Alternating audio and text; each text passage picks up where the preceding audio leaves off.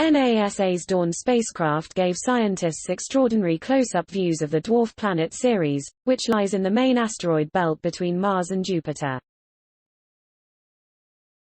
By the time the mission ended in October 2018, the orbiter had dipped to less than 22 miles (35 kilometers) above the surface, revealing crisp details of the mysterious bright regions Ceres had become known for.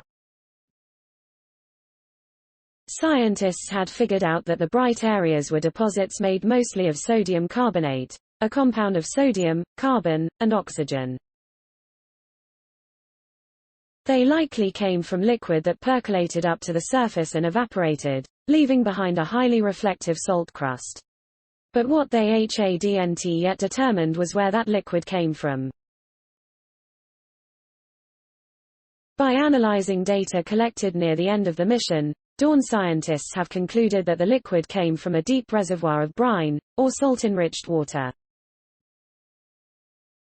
By studying Ceres' gravity, scientists learned more about the dwarf planet's internal structure and were able to determine that the brine reservoir is about 25 miles (40 kilometers) deep and hundreds of miles wide.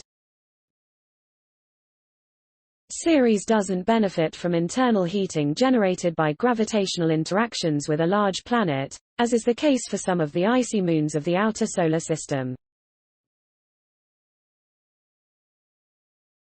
But the new research, which focuses on Ceres' 57-mile-wide (92-kilometer-wide) Occator crater, home to the most extensive bright areas, confirms that Ceres is a water-rich world like these other icy bodies.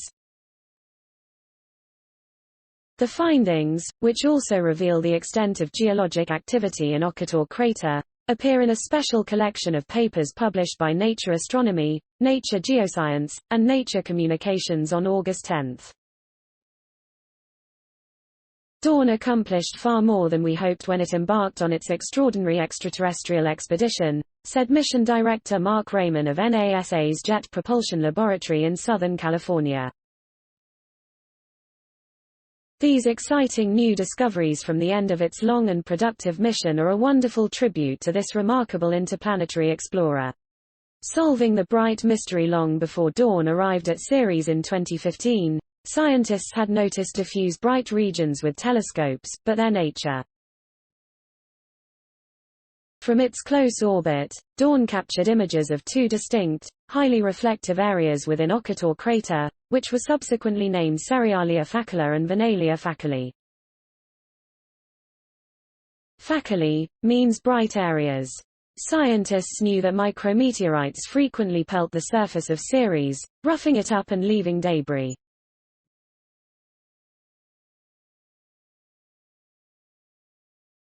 Please support my channel to grow by pressing subscribe button and the bell icon. We will notify you new tech videos.